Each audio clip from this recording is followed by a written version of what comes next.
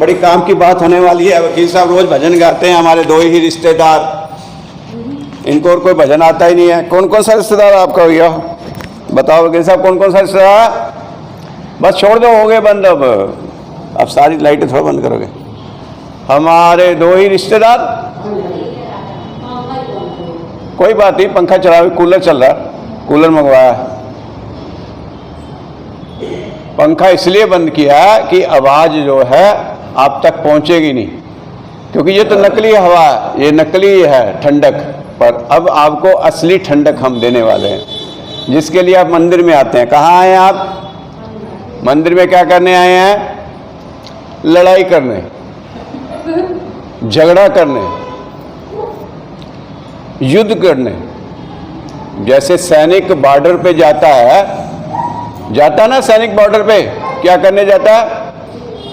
युद्ध करने जाता है। किससे युद्ध करने जाता है? दुश्मनों के साथ, है वकील साहब? दुश्मनों के साथ युद्ध करने जाता ना सैनिक। और हम यहां पर मंदिर में किसके साथ युद्ध करने आते हैं? किससे? काम, क्रोध, लोभ, मोह, अहंकार,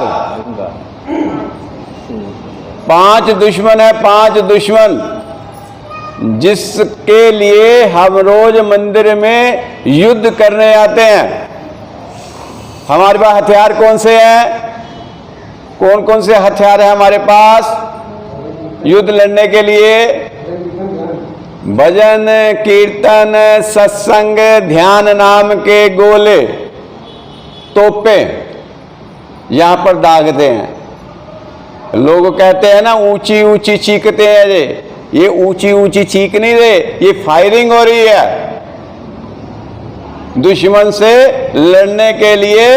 अब बॉर्डर पे बैठ जाओ, दुश्मन तो तुम्हें मारेगा ही, मार देगा ना अगर तुम नहीं तोपे चलाओगे यहां से।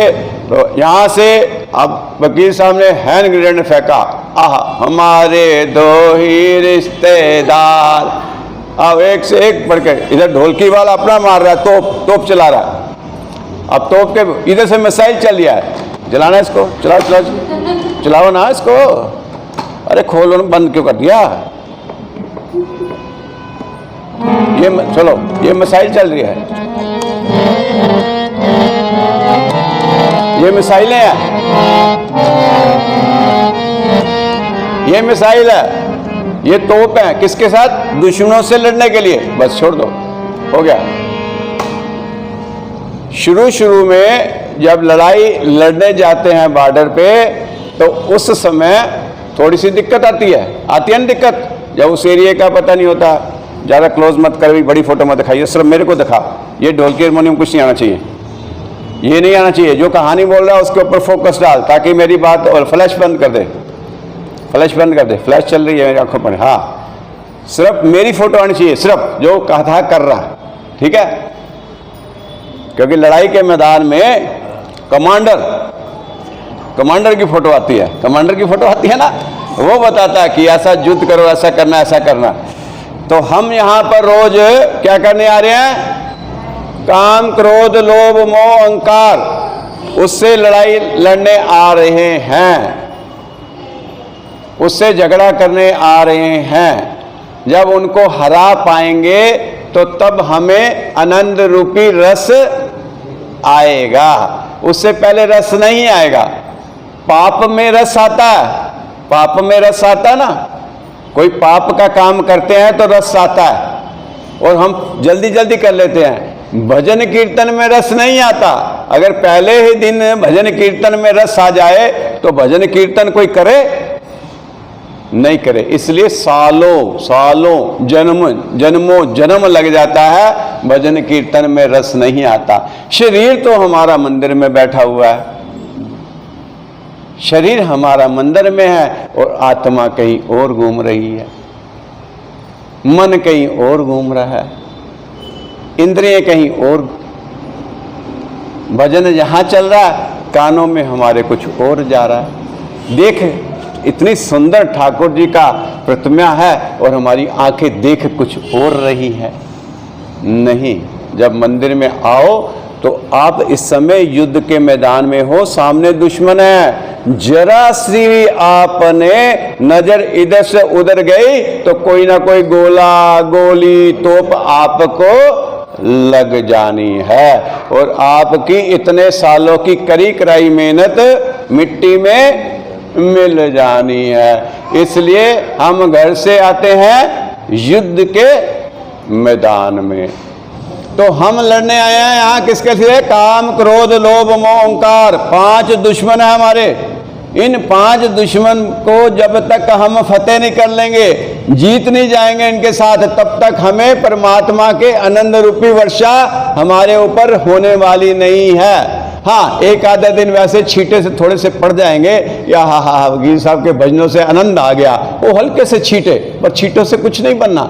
जन्मों जन्मों की मैल है, उस छींटों से नहीं धुलेगी। उसके लिए क्या चाहिए? लगातार बारिश, लगातार बारिश, जिससे हमारी जन्मों जन्मों की मैल धुलेगी। उसके लिए हमें रोज युद्ध करना पड़ेगा, और युद्ध के लिए इधर से वकील साहब तोपे छोड़ रहे हैं, गोले छोड़ रहे हैं, इधर से आप भी छोड़ो, लगातार लगातार। उसको मौका ही ना मिले दुश्मन को, 1 घंटा दुश्मन को मौका ही ना मिले सिर उठाने का। 1 घंटा तो ऐसा हो, 1 घंटे के लिए जब आप दुश्मन पे फतेह कर लोगे तो दुश्मन को पता चल जाएगा कि शाम को 6:30 से 7:30 तो भाई इसके साथ तो आइयो ही मत, इससे तो दूर रहियो, कि इस समय बड़ा भयानक और रूप ले लेते हैं ये लोग। तो ये 1.5 घंटा 2 घंटे जो है ऐसी तोप इधर से चले, उधर से ग्रेनेड चले, उधर गोली चली, उधर से दुश्मन अपने आप उसको आदत पड़ जाएगी। पहले 1 घंटे की डालेंगे, फिर 24 घंटे की डालेंगे, फिर तो हम सोए भी होंगे तब भी दुश्मन डर रहा होगा कि ये सोते सोते भी कहीं ये ना हो कि गोली दाग दे। इसलिए हम यहाँ पर युद्ध लड़ने आ रहे हैं, कोई रिश्तेदारी नहीं निभाने आ रहे। हमारे 2 ही रिश्तेदार, हमारे 2 ही रिश्तेदार, ना कोई रिश्तेदार नहीं हमारा। हमारा रिश्तेदार हम खुद हैं। हमारे रिश्तेदार कौन है? हम खुद ही हैं। क्यों? परमात्मा मेरे अंदर बैठा हुआ, मैं खुद परमात्मा का अंश हूं, तो मेरा रिश्तेदार कौन हुआ? मैं तो खुद अपना रिश्तेदार हूं, मैं तो खुद अपना रिश्तेदार हूं। इसलिए ये छोटी सी आपको दे रहा हूं लड़ाई, हमारी लड़ाई है। घर से चलो, तोपे तुप्पे ये वो हैंड ग्रेनेड गोले गुले सब डाल के लाओ। कहाँ जा रही? अरे आज तो भाई जाके बड़ी तगड़ी लड़ाई है मेरी। वहां बैठकर मेरे वहां पर जो कमांडर आगे बॉर्डर जिन्होंने संभाला होगा, हारमोनियम ढोलकी और भजन वाले ने, उसका साथ देना हमने। वो जैसे एक गोला दागेगा, हम पीछे से 40-50 गोले दाग देंगे, क्योंकि वो बेचारा एक गा रहा है, आप पीछे 40 बैठी हुई हो, तो उसको तो सपोर्ट, क्योंकि वो बॉर्डर पे बैठा है, वो आगे बैठा, सबसे आगे वो बैठा हुआ है, डर उसको है, क्योंकि जो वो बोल रहा है सबसे पहले उसको अपने अंदर भी तो वो चीज लागू करनी पड़ेगी कि नहीं करनी पड़ेगी। तो 40 तोपे 40 गोले इधर से जा रहे हैं, और जब वो अगर वो गलत बोलेगा तो सबसे पहले संभालना तो उसको पड़ेगा ना। तो इसलिए हमारी लड़ाई 5 काम क्रोध लोभ मोह अहंकार, और इनकी फिर शाखाएं हैं। इन 5 की आगे शाखाएं हैं। जैसे एक पेड़ होता है, एक काम का, लोभ का, मोह का, अहंकार का एक पेड़ है, इसकी फिर शाखाएं हैं निकली हुई हैं। ईर्ष्या, द्वेष, जलन, जेलसी है, ये सारी इसकी शाखाएं हैं। इनसे भी तो लड़ना है ना। जब इनको 5 को कर लेंगे काबू, तो ये छोटे छोटे तो अपने आप काबू हो जाएंगे। कि अगर गांव में सबसे ज्यादा जो बदमाश आदमी है उसको काबू कर लो, छोटे छोटे बदमाश तो सारे आपके काबू हो ही जाएंगे। अब कहानी सुनाएंगे रिश्तेदारी की, क्यों रिश्तेदारी चल रही है तो रिश्तेदारी की कहानी हो जाती 2-4 मिनट की कहानी। फिर आप कहोगे कहानी नहीं सुनाते भैया, बस कहानी अपने पास बचा के रखते हैं। मैंने बचानी नहीं है कहानी, मैं सारी कहानियां सुना के जाऊंगा तुम्हें। सारी कहानियां मेरी नहीं है, तुम्हारी कहानी है, तुम्हारी कहानी है, तुम्हें ही सुना रहा हूं। लग तुम्हें रहा कि मेरी कहानी है। एक जगह व्यास जी की कथा हो रही थी, राम कथा। कौन सी कथा? बोला करो। हाँ, मुझे पता चले कि तुम सो तो नहीं रही कहीं। एक जगह क्या हो रही थी?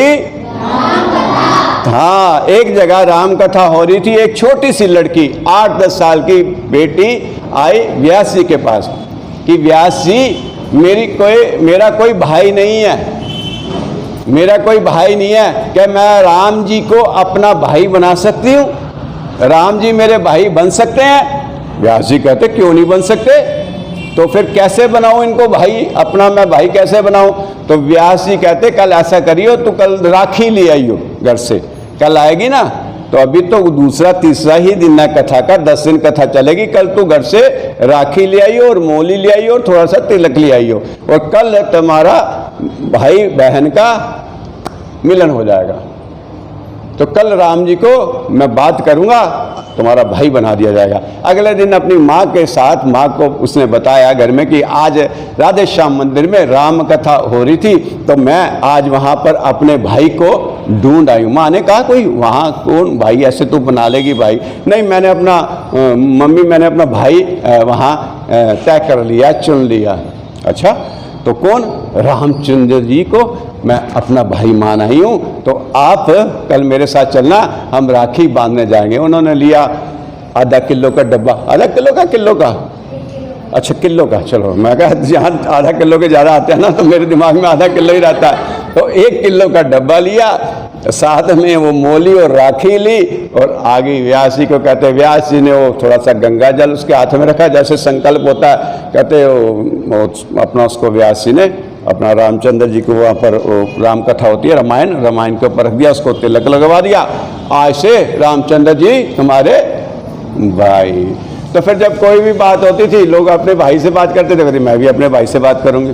तो करते भैया दूज पे उसने तिलक लगाना और राखी पे उसने राखी बांधनी। जवान होगी, शादी के लायक होगी। अब शादी के लायक होगी तो रिश्ता मिल नहीं रहा था, रिश्ता नहीं मिल रहा था उसके लायक। तो काफ़ी कोशिश करने के बाद माँ होगी थोड़ी सी परेशान। कहती क्यों परेशान, क्यों माँ? अरे बेटी तेरे लिए रिश्ता मिल नहीं रहा, मेरे लिए रिश्ता नहीं मिल रहा, ले मैं आज ही मंदिर में जाऊंगी, अपने भाई को कहूँगी मेरे लिए रिश्ता मिल जाएगा। मंदिर आई, शाम को बूंदी बूंदी लेके आई, अपना भगवान को माथा टेका, जो 4 दिन में उसको रिश्ता मिल गया, शादी तय हो गई। अब शादी जब तय होगी तो घर के हालात ऐसे ही थे, मेरे जैसे ही थे, उनके घर के हालात मेरे जैसे ही थे, थोड़े ऐसे डामाडोली था। तो माँ को अब पहले तो रिश्ते की थी, अब रिश्ता हुआ तो शादी कैसे होगी इसकी चिंता हो गई कि शादी में पैसा वैसा कहाँ से करेंगे, क्योंकि वकील साहब भी 2-3 महीने से कोर्ट नहीं जा रहे, नहीं तो इन्हीं से है 1.5 साल से, चलो 1.5 साल हो गया 1.5 साल से बेचारे कोर्ट नहीं जा रहे, नहीं तो इन्हीं से उधार मांग लेते। तो अब शादी की हो गई, हाँ होगी चिंता, और इधर फसल के पैसे ही नहीं आए बाबा के, ये भी 1.5 साल से ऐसे बेचारे इधर से उधर ही हो रहे हैं, फसल के पैसे नहीं आए। अब करें क्या? अब वो बिटिया को पक्का विश्वास मेरा भाई है, उस बिटिया को पक्का विश्वास है कि राम जी मेरे भाई हैं, सब कुछ ठीक हो जाएगा।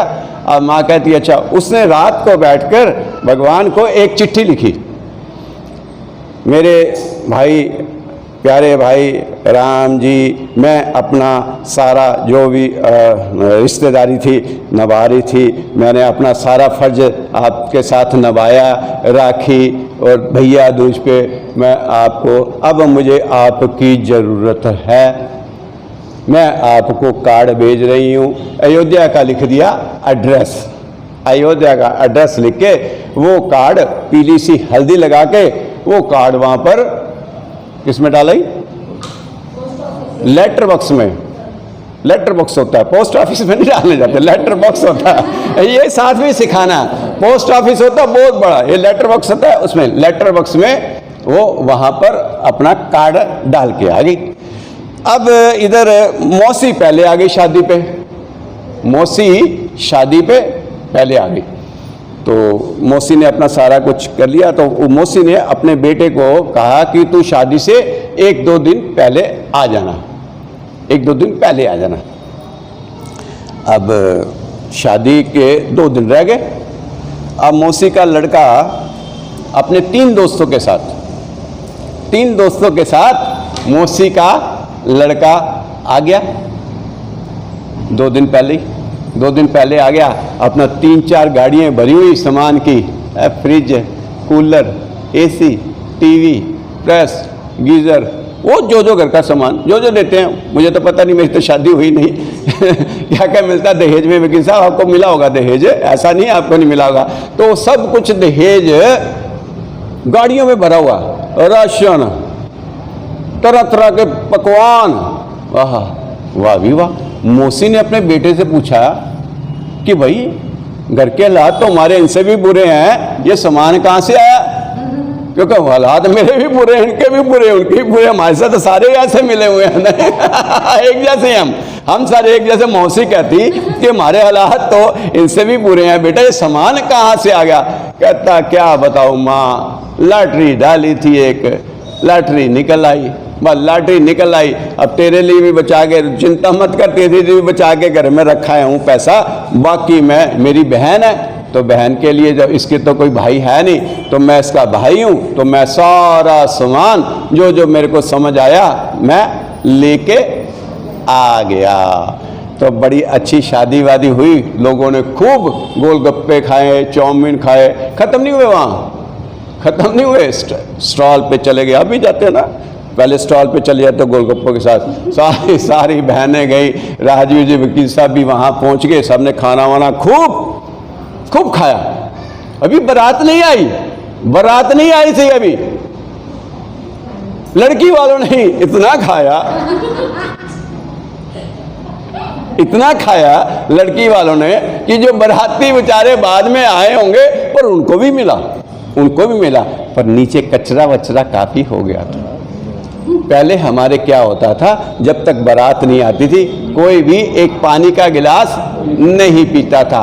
पर अब क्या करें, हमारा कैप्टन ही साथ ले जाता है, चलो थोड़े गोलगप्पे खा लेते हैं, थोड़ा सा गाजर का हलवा कर लेते हैं। और करते करते पता चला, ऐसे हुआ बमलेश की शादी पे ऐसा ही हुआ कि पहले बारात अभी आई नहीं और पहले ही सब कुछ, और इतना गंद डाल दिया उन्होंने, इतना गंद वहाँ डाल दिया, बेचारे बाद में संभालते थक गए जब बारात आई। तो ऐसा नहीं होना चाहिए, पहले भैया बारात को खा लेने दिया करो, उसके बाद तुम खाया करो जो मर्जी। तो सारा कुछ निबट गया। तो अब सब कहने लगे ये पैसे कहाँ से आए? अच्छा, वो मौसी का लड़का एक कर करा के चला गया, वो तीनों दोस्त भी चले गए। अब सब चले गए तो मौसी के मन में कि ये बेटे ने क्या किया, कि मकान तो ना बेच दिया पीछे से, ये पागल है ही ऐसा है। वो उसको ढूंढे अपने बेटे को, अब वो बेटा वहाँ से गायब, फ़ोन वोन उस टाइम थे नहीं, ये पुरानी बात बता रहा हूँ, तो फ़ोन थे नहीं उस टाइम। तो अब क्या करें, अब वो थोड़ी देर में ही, आधे घंटे के बाद ही मौसी का लड़का सिर पे पट्टी बंधी हुई, हाथ से फट्टर है, टांग में उसको वो चढ़ा हुआ और आ रहा लंगड़ाता। मौसी कहती क्या हुआ? अभी आधा घंटे पहले तो तू यहाँ पर सारा काम कर रहा था, क्या हो गया? कहता आधा घंटा पहले मैं तो 2 दिन पहले घर से चला था, जिस बस में आ रहा था वो बस का एक्सीडेंट हो गया, मैं तो हॉस्पिटल में था। आज मेरे को सुबह छुट्टी मिली है, मैं सीधा यहाँ पर आ गया कि मैं जाके देखूं, मेरी माँ घबरा रही होगी, मेरी बहन घबरा रही होगी, उसकी शादी कैसे हुई है। कहती तो फिर वो कौन था?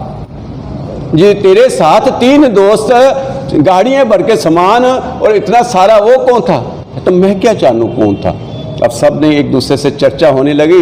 तो फिर उसमें एक समझदार था, उसने कहा कि उस बेटी से ही पूछ लेते हैं। जब उस बेटी से जाकर पूछा कि अभी बारात गई नहीं थी, कि वो कौन था? कहती वो मेरे राम जी थे, लक्ष्मण जी थे, मेरा भाई भरत था, मेरा भाई शत्रुघ्न था। राम के साथ मेरे 3 भाई आए और 4 भाइयों ने मिलकर ये सारा इंतजाम किया। इसलिए मैं तुम्हें सुनाता हूं ये कथा रोज, कि भाव के साथ अगर आप इसके साथ अपना दिल लगाओ, भजनों से नहीं, मैंने कौन सा मोहन से दिल क्यों लगाया है, ये जय जान, ना भाव से दिल लगाओ। जब भाव से, भजनों से नहीं, ये तो तोपे हैं, काम क्रोध लोभ ओंकार को हराने वाली तोपे हैं, ये तोपे उस समय छोड़ो। पर जब दिल लगाना है तो हमारा भाव के साथ, इसके साथ दिल लेके आके खड़ा होता है। ये बार बार इसलिए आपको कह रहा हूं, मेरे साथ खड़ा हुआ है 14 साल से, बार बार मेरे साथ आके खड़ा हुआ है। इसलिए मैं आपको बता रहा हूं, इस मंदिर में साक्षात विराजमान है, साक्षात विराजमान। इसके साथ अगर जुड़ जाओ भाव के साथ, मेरे अपने कर्म है, मेरे को धो रहा है, वो मेरे को धो रहा है। जैसे धोबी के पास कोई कपड़ा जाता है तो जब तक तो धोबी ने आगे मालिक को कपड़ा देना होता है। जिस मालिक ने उसको धोने के लिए दिया, इस कपड़े को धो दियो, तो वो धोएगा तो पीटेगा तो सही ना उसको, कि बिना मैल के उस मालिक को दे देगा, बिना मैल के देगा क्या? तो वो मेरे को धो रहा है। किस मालिक ने दिया? परमात्मा। एक तो आत्मा, एक परमात्मा। तो उस परमात्मा के पास भेजने के लिए मेरे को वो उसने धोने के लिए इस परमात्मा इस को दिया। अब यहां से इनके ऊपर भी कोई है, ये नहीं है कि यही है, इनके ऊपर भी है। क्योंकि जब इन्होंने द्रौपदी को कहा कि मैं प्रकृति के नियम के खिलाफ नहीं चल सकता द्रौपदी, मैं तो सिर्फ इशारा देता हूं, बाकी तुम्हारा काम होता है करना ना करना। तो इसलिए अगर तुम्हें थोड़ा सा भी दुख आता है तो विचलित मत हुआ करो, समझो तुम्हारे पूर्व जन्म के कांटे निकाल रहा है। जब कोई कांटा निकलेगा तो वहां से दर्द होगा ही, पर बाद में वो सही हो जाएगा। उस कांटे को पड़ा रहने दोगे तो वो जख्म बन जाएगा, नासूर बन जाएगा, उसके बाद पूरा का पूरा हाथ ही काटना। इससे अच्छा कि सुई से उस कांटे को किससे निकालते हैं? सुई से, लोहे की सुई से, लक्कड़ का कांटा और निकालते हैं सुई से, दर्द तो होगा ही ना। तो उसमें आप घबराया मत करो, लड़ाई जारी रखो, बहुत तगड़ी लड़ाई है। कल युग में इतनी तगड़ी लड़ाई है, इसके लिए आपको सारे हथियार, भजन कीर्तन सत्संग ध्यान, ये सारे हथियार तैयार रखने पड़ेंगे। एक आधे हथियार से तुम लड़ाई नहीं जीत पाओगे। ठीक है, अब खड़ी हो जा रूबी, तू खड़ी हो जा, दोनों तू खड़ी हो जा। प्रसाद दे दो, एक एक बिस्कुट दे दो, जिसको बिस्कुट नहीं मिले केला दे दो, जिसको केला नहीं मिले नमकीन दे दो, एक एक प्रसाद दे दो और हम जाप कर देते हैं। हाँ, श्री राम।